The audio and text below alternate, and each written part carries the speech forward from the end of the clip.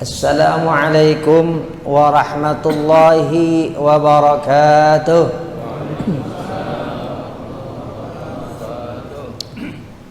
Alhamdulillah, alhamdulillahil aliyyil azim.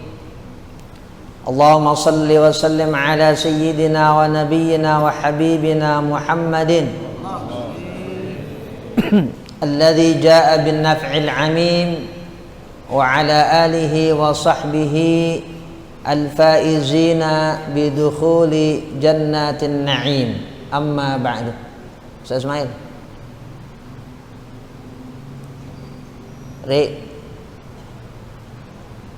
Fakhri, yang saya hormati Ketua DKM Masjid Agung Al-Barkah Kota Bekasi, Al-Ustaz Ismail Hashim, kita doakan beliau senantiasa diberikan sehat, nikmat, rahmat, berkah oleh Allah Subhanahu wa taala. Yang saya hormati segenap pengurus DKM Masjid Agung Al-Barkah, segenap penasehat Masjid Agung Al-Barkah, yang sebagian juga hadir di sini, ada Mang Haji Acu, Haji Purkon, dan seluruh penasehat serta para pengurus, para asatidah, seluruh jamaah, bapak-bapak dan ibu-ibu. Mudah-mudahan kita semuanya pada malam hari ini senantiasa dilimpah curahkan nikmat, rahmat, keberkahan oleh Allah Subhanahu wa taala. Segala urusan dunia akhirat kita diberikan segala kemudahan oleh Allah Subhanahu wa taala. Mudah-mudahan kita semuanya dijaga, dilindungi kesehatan kita, keluarga kita, jamaah kita, masyarakat kita. Juga kita berdoa mudah-mudahan Allah menghindari diri, keluarga, jamaah, masyarakat kita dari segala bala bencana.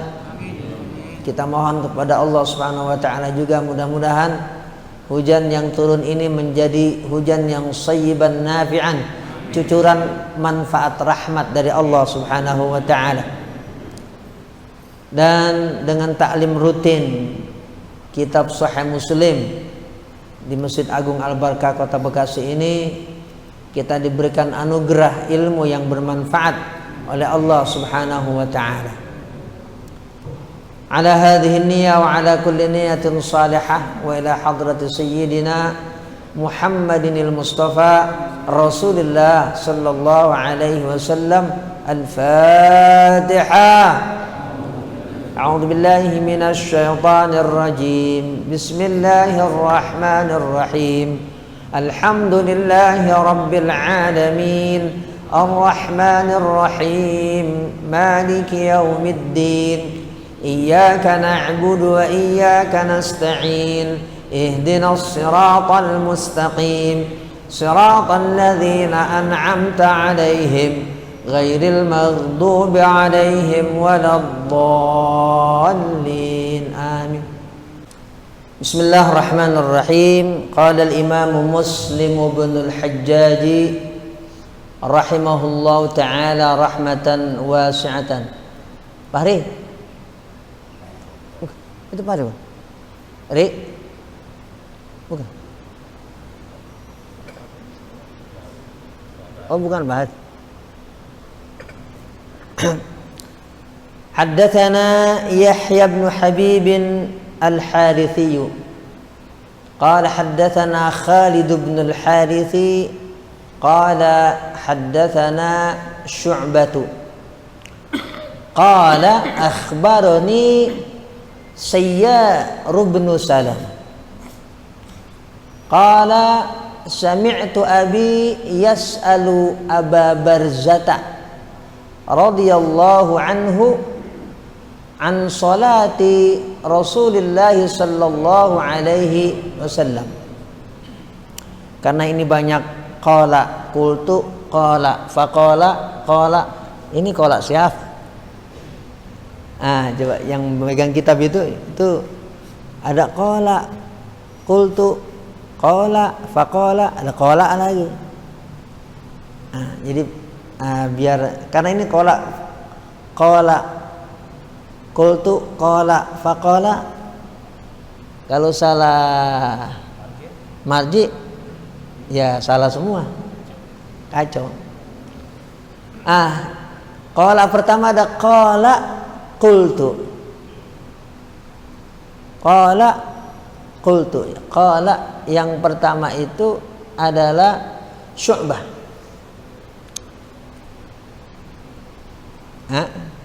Termasuk qultu, aku berkata. Itu juga Syu'bah berkata kepada Sayyar yang meriwayatkan hadis ini. Ada di situ sanad yang barusan saya baca. Jadi Al-Imam Syu'bah bertanya kepada Sayyar, anta sami'tahu? Anta di sini asalnya adalah anta. Anta sami'tahu. Asalnya anta, apakah engkau?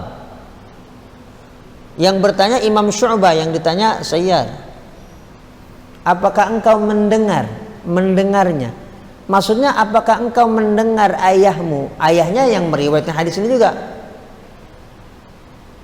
Apakah betul engkau mendengar ayahmu meriwayatkan hadis ini dari sahabat Rasulullah SAW yang bernama Abu Barzah Al-Aslami radhiyallahu anhu dari Rasulullah SAW gitu. Anta sami'tahu, apakah engkau dengar?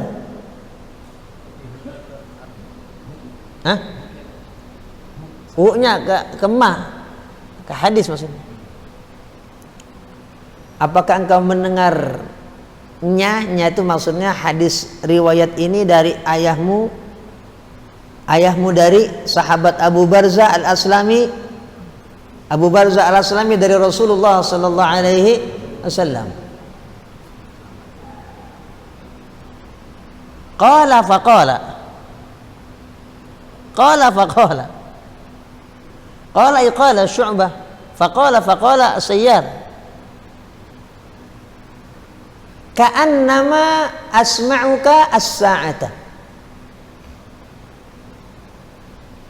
Seakan-akan asma'uka, aku mendengar kamu, as-sa'ata ay al-ana, sekarang. As-sa'a di sini artinya al-an. Maksudnya iya, saya mendengar seperti saya sekarang mendengar engkau wahai Syu'bah bertanya kepada saya tentang riwayat hadis ini, maksudnya. Itu maksud ka'annama asma'uka as-sa'ata.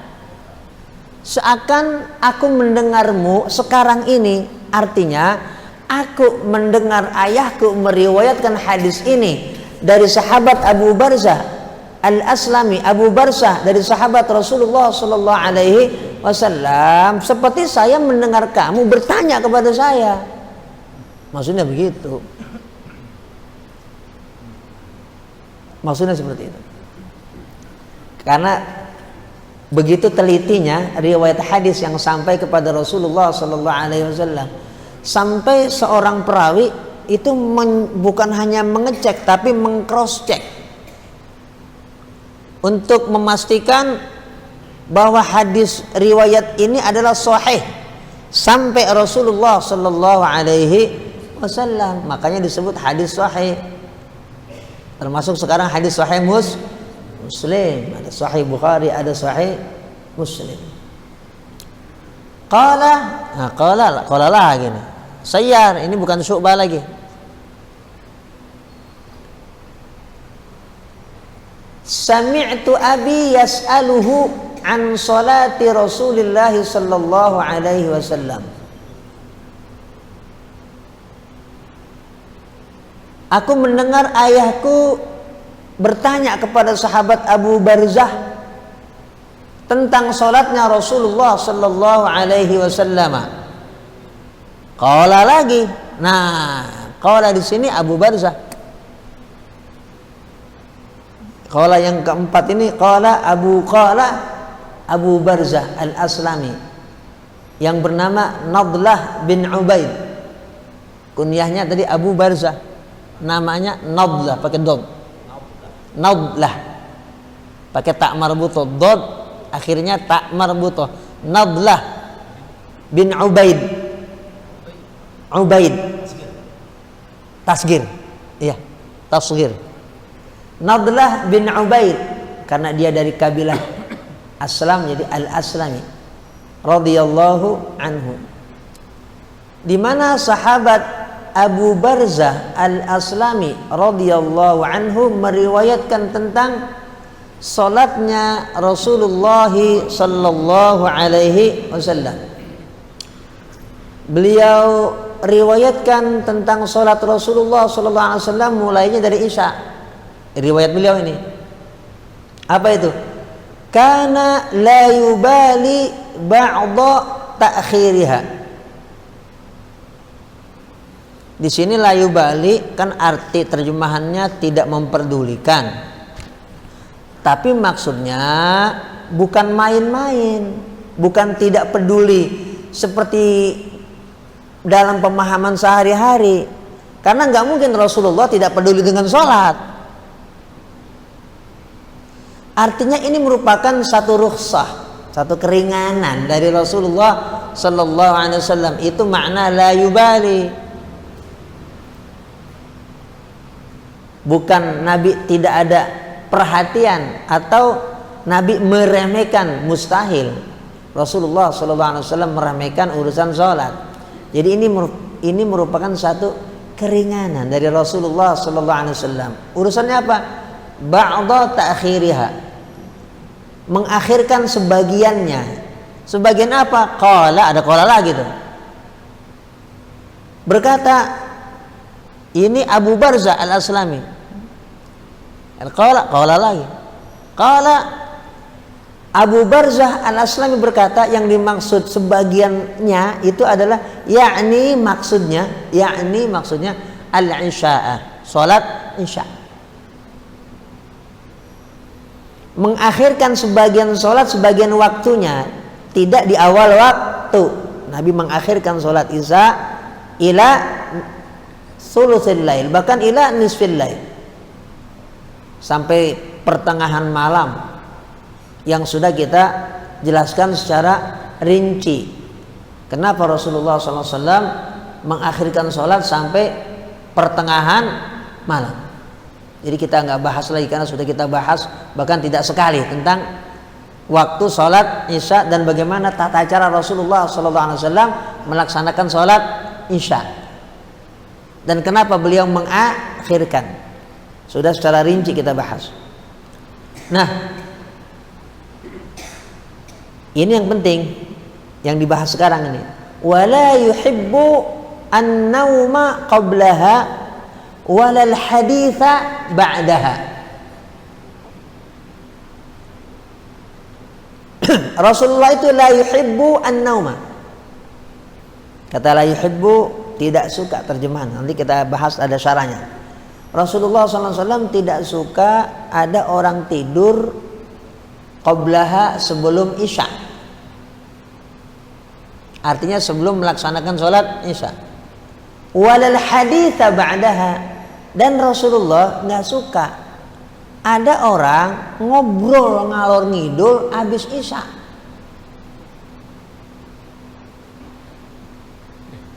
Rasulullah tidak suka ada orang tidur sebelum salat isya, dan Rasulullah tidak suka ada orang ngobrol setelah isya. Ini apa ini maksudnya? Dibaca dulu dalam syarah Sahih Muslim yang dijelaskan oleh Al-Imam An-Nawawi yang menulis juga kitab Riyadhus Shalihin. Wa kana Rasulullah sallallahu alaihi wasallam yuakhiru al-isya'a ila thuluthil lail wa yakrahu an-nauma qablaha wal haditha ba'daha. Qauluhu, ucapan yang meriwayatkan hadis ini yaitu sahabat Abu Barzah Al-Aslami, bahwasanya Rasulullah itu mengakhirkan sholat isya sampai tengah bahkan sepertiga malam. Wa yakrahu an-nauma qablaha, dan Rasulullah itu nggak suka ada orang tidur sebelum isya, dan Rasulullah nggak suka ada orang al-haditha ba'daha, ngobrol. Al-hadis itu maksudnya ngobrol setelah isya. Maksudnya annahu ya'riduha li fawati waqtiha bistighraqin naumi. Karena tidur itu sebelum isya, ya'riduha ay yusabbibuha, bisa menyebabkan sholatnya itu nanti waktunya kelewat. Ya'riduha li fawati waqtiha, bisa menyebabkan waktu sholat isya yang harus dia laksanakan malah fawat, malah kelewat. Gara-gara apa? Bistighraqin naumi, tidur yang terlelap. Istighraq artinya apa? Tenggelam. Maksudnya apa? Tidur terlelap. Satu. Yang kedua, ini lifawati waqtiha al-jawaz, atau juga dia kelewat waktu yang memang bolehkah, termasuk ada waktu yang afdolkah dan seterusnya, kelewat juga. Atau karena dia tidur sebelum melaksanakan sholat isya, akhirnya dia harusnya bisa melaksanakan sholat isya berjamaah, malah jadi tidak berjamaah. Jadi sholat munfarid, sholat sendirian. Sholat isya seharusnya berjamaah, gara-gara tidur sebelum sholat isya akhirnya sholat sendirian. Sayang. Maka walaupun ngantuk bagaimanapun, jangan sampai kita sholat maghrib kemudian tidur. Di samping memang ya secara kesehatan ini nggak bagus tidur menjelang maghrib, artinya ba'da asar, dan tidur setelah maghrib sebelum masuk waktu isya. Itu secara kesehatan memang nggak bagus. Coba deh kita tidur ba'da asar, itu bangun tidur kita kehilangan kesadaran waktu, ngerasa kayak udah pagi, pas kita bangun baru mau maghrib. Paling nggak itu pengalaman saya. Kalau kepepet pengen tidur itu, ngantuk banget, tidur, bangun kita mau maghrib, bangun atau dibangunin sama keluarga, bangun kita tuh, pusing kepala, terus kita kehilangan kesadaran ingatan waktu. Ini udah subuh ya? Tadi mau maghrib.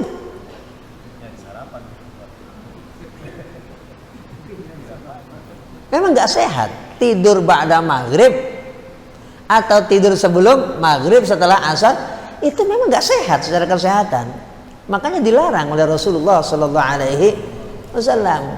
Pasti kalau Nabi itu ngelarang, meskipun itu sifatnya nggak haram ya, nggak haram memang, tapi pasti di sana ada hikmah besar, baik secara syariat ataupun secara kesehatan. Dua-duanya itu pasti nggak bagus. Maka jangan sampai kita ba'da maghrib itu tidur, ya, karena tadi bisa kelewat waktunya. Kemudian juga harusnya berjamaah jadi tidak berjamaah. Dan Nabi ngelarang juga ngobrol setelah sholat isya, ngalor ngidul, itu dilarang juga oleh Rasulullah SAW. Kenapa? Yu'addi ila sahari, bisa menyebabkan kita ini jadi sahar. Sahar itu artinya apa? Bukan, begadang.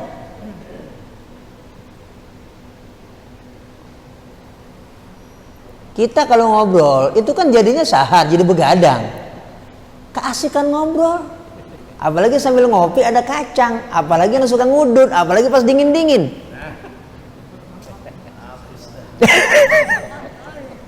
Ini lagi head, udah kongko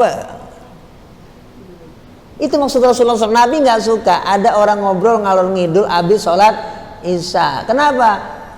Keenakan ngobrol, akhirnya apa? Begadang malam suntuk.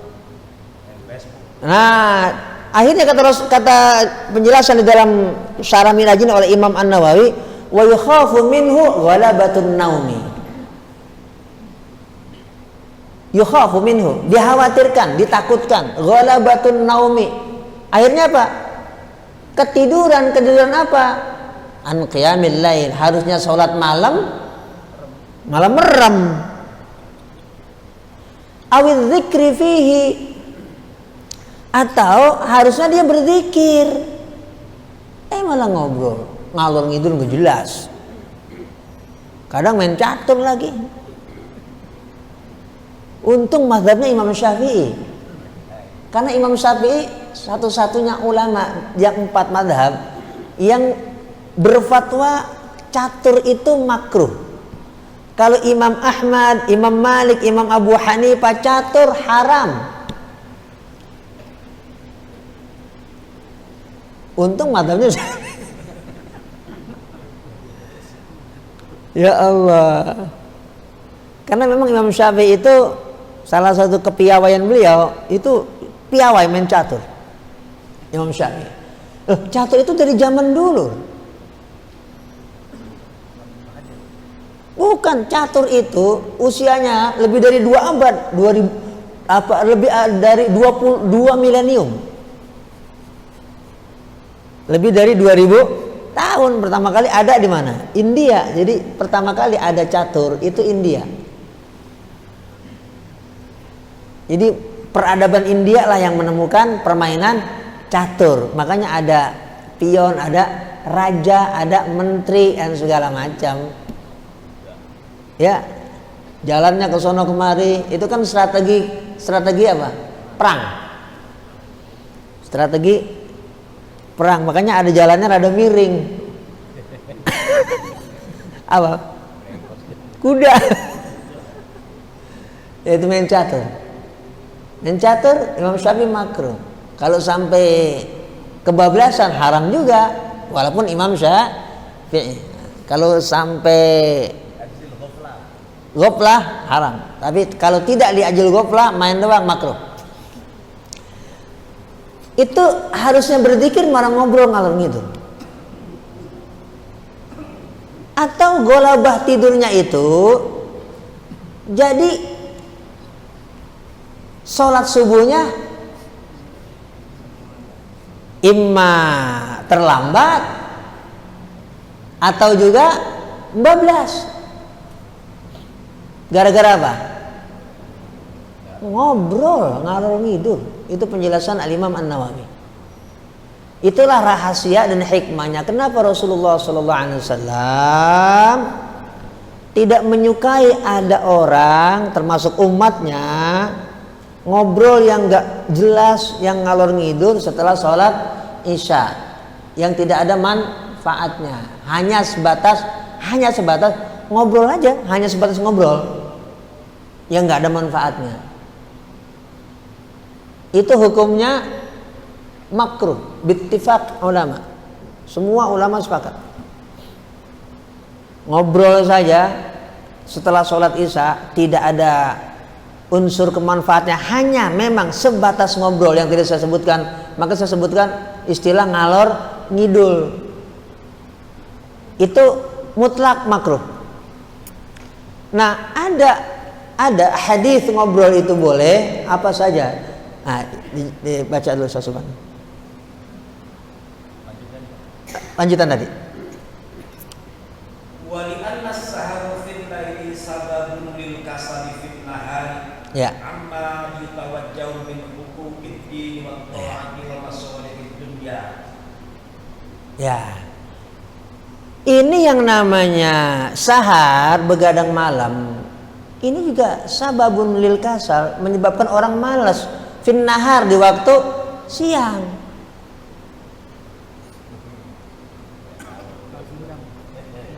Iya.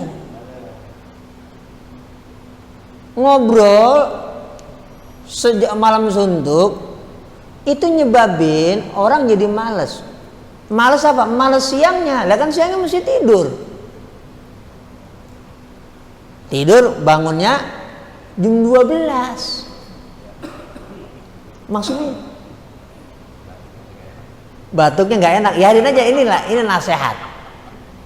Nasihat. Terutama nih buat guru-guru yang kagak kerja, agak apa. Malam molot. Jangan. Malam itu harus ada tidurnya. Wajib. Dan nggak bagus juga ya ba'da subuh itu tidur. Dulu kita semuanya pernah dengar ya istilah orang ya bukan hanya di kampung, di Indonesia lah atau di dunia. Kalau kita tidur pagi, bangunnya siang, entar rezeki dipatol ayam. Dan emang nggak bagus, dan emang dilarang oleh Rasulullah SAW. Kenapa siang itu kan nanti banyak huququddin. Jadi di sini hak di sini adalah bukan hak, maksudnya kewajiban agama. Yang amma yutawajjahu, yang harusnya ditujukan, yang harusnya dikonsentrasikan untuk urusan-urusan yang sifatnya baik, misalnya agama, ini malah tidur. Dari habis subuh sampai siang, sampai jam 1, jam 2, bahkan sampai dikit lagi asar. Nggak bagus. Dan jangan dibiasain. Misalnya nih bapak-bapak yang udah pensiun, ya kan nggak ngapa-ngapain deh di rumah udah. Akhirnya apa? Malam-malam zikir kagak, apa kagak. Ya, akhirnya apa? Mendem di HP atau di TV apa di mana lah pokoknya, atau rumah tangga seumurnya yang udah 55 mau 60 ngerokok. Habis subuh, ntar habis subuh kan sholat, nggak ngapa-ngapain, tidur dah, bangun siang. Kan daripada nggak ngapa-ngapain mending tidur gitu. Tapi nggak bagus juga, pokoknya nggak bagus. Nggak boleh.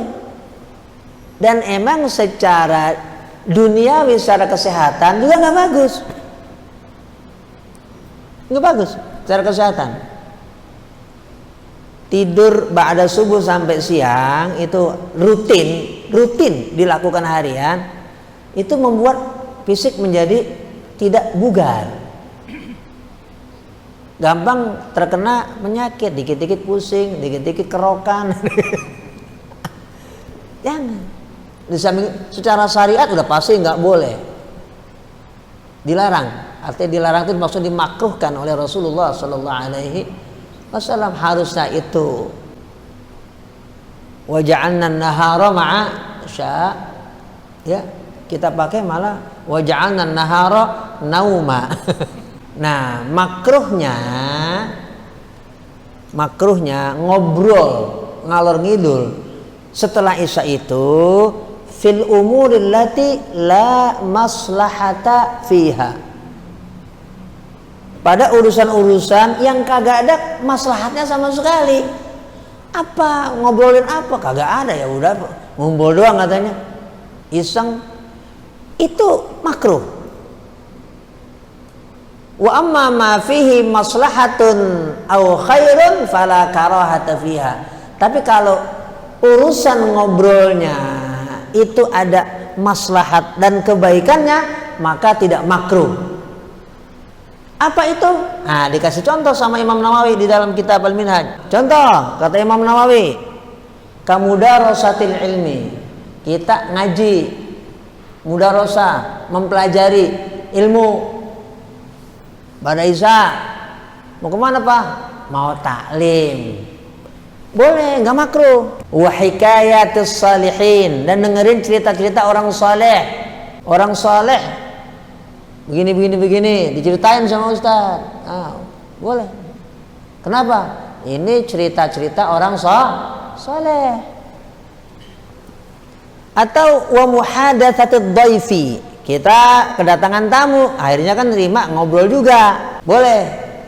Kenapa nerima tamu ba'da Isya datang tamu, akhirnya kan ngobrol, boleh, nggak makruh, asal tamunya tahu diri. Iya, ngobrol ngolong itu aja gak jelas, bertamu sampai jam 12. Iya, mungkin tamunya nyogok bawa martabak. Ya, atau kalau nggak kepepet banget, ya jangan bertamu ba'da isya. Cari waktu yang lain, kecuali memang ada sesuatu yang urgent atau emergency yang sangat darurat. Kalau enggak, ya jangan. Sekedar bertamu, sekedar, ya.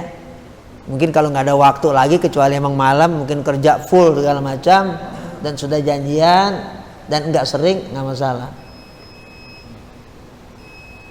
Atau ini muhadatsatir rajuli ahlahu auladahu au ahlahu lil mulatafati wal hajati. Atau seorang bapak yang baru pulang kerja salat isya ngobrol dulu sama istrinya sama anak-anaknya. Agar apa? Terbangun rasa mulatafah, kelembutan, harmonis di antara keluarga. Bagus. Bapak capek-capek, jangan langsung tidur, ngobrol lah sama anak, ngobrol lah sama istri. Jadi nanti timbul rumah tangga harmonis, ada komunikasi dengan anak-anak, gitu boleh. Kenapa? Tujuannya maslahat. Gitu. Atau wa muhadatsatil musafirin, orang bepergian jauh, apalagi zaman dulu. Akhirnya apa? Malam-malam nggak tidur di tengah padang pasir. Tujuannya apa? Lihifdzi mata'ihim, jagain barang. Lantas kalau tidur semua dicolong. Nah, dulu kan ya belum ada mes atau hotel atau apalah namanya. Hah? Atau juga wal arus, nganten baru. Tujuannya apa? Litanis, agar timbul kerasa sayang. Nganten baru tuh boleh. Atau ini tujuannya wa muhadatsatil islah bainan nas. Ngobrol tapi tujuannya tadi itu urun rembu, islah bainan nas antara manusia biar pada akur. Yuk kita RT warga kumpul yuk habis isya. Kenapa? Ya biar akrab lah. Atau tujuannya untuk memberikan syafaah. Syafaah di sini artinya apa? Kalau bahasa sekarang namanya gerasi. Gerasi apa nih? Amnesti. Amnesti apa? Apa? Pengampunan. Diajak ngomong, ya udah ente anak maafin. Diajak ngobrol biar dia kagak gundah, nggak galau. Dia udah berbuat salah sama kita, ya. Datang dia minta maaf habis isya. Kita kasih syafaat. Kita kasih maaf, ya udah. Akhirnya kita kalau dia ngobrol, kita ajak ngobrol lama kan dia juga tambah seneng. Oh iya berarti ini si fulan abang atau siapa lah bener-bener gak marah. Bukti apa? Gua diajak ngobrol cukup lama gitu. Kalau kita cuma bentaran nggak ngobrol, ya udah gue maafin. Lu sana lu. Ya kan nanti orang masih bertanya. Tapinya maaf, tapinya gue di sono lu. Nah, diusir. Ya, tapinya dimaafin tapi caranya kasar. Orang masih timbul tanda tanya.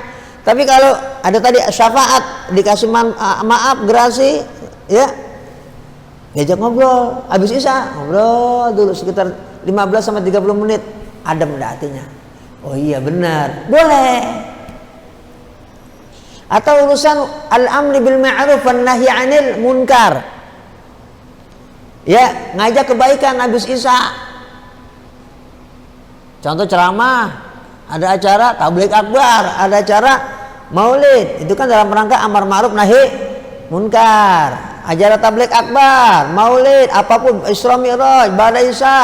Emang itu untuk maslahat, boleh. Karena pasti isinya amar ma'ruf nahi munkar, boleh. Ba'da isya. Hanya jangan sampai kemalaman. Biar nanti subuh tetap bangun. Kalau kemalaman nanti, nah itu nanti bisa kelewat. Ya. Nah, inilah yang dijelaskan oleh Al-Imam An-Nawawi berkaitan dengan kenapa Rasulullah SAW tidak menyukai ada orang tidur sebelum sholat Isya, dan Rasulullah tidak menyukai ada orang ngobrol ngalor ngidul setelah Isya. Nah, bagaimana kita? Ya udah kita yang tahu sendiri. Ini kira-kira kalau saya ngobrol maslahat nggak buat saya? Kita yang tahu. Kalau enggak, udah buru-buru tidur. Kalau sesuatu nggak masalah, karena emang suka baca kitab. Sampai malam baca kitab, rajin. Enggak, ini mah nggak basa-basi, emang suka baca kitab. Mutolaah. Iya, mutolaah sambil ngopi sama ngudun. Sampai malam. Enggak masalah. Berarti ini maksudnya masuk apa? Mudarasah ilmin. Ya. Masuk mudarasah ilmu boleh, enggak masalah. Kenapa? Itu ilmu, baca kita apa tafsir, hadis, fikih macam-macam. Boleh. Ya. Nah, mudah-mudahan kita semua dikasih barakah oleh Allah Subhanahu wa taala. Al-Fatihah. A'udzu billahi minasyaitonir rajim. Bismillahirrahmanirrahim. Alhamdulillahirabbil alamin. Ar-Rahmanir Rahim. Maliki yaumiddin. Iyyaka na'budu wa iyyaka nasta'in. Ihdinas siratal mustaqim.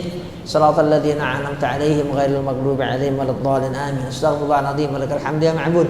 Allahumma shalli wa sallim ala sayyidina Muhammadin wa ala alihi. Allahumma ighfir lana wa liwalidina wa limasyayikhina wa li jami'il muslimina wal muslimat wal mu'minina wal mu'minat al ahya'i minhum wal amwat. Allahumma aslih dhata bainina. Allahumma alif baina qulubina. Rabbana atina fid dunya hasanah wa fil akhirati hasanah wa qina adzabannar. Wa sallallahu ala sayyidina Muhammadin wa ala alihi wa sahbihi wasallam. Alhamdulillahirabbil alamin. Wassalamu alaikum warahmatullahi wabarakatuh.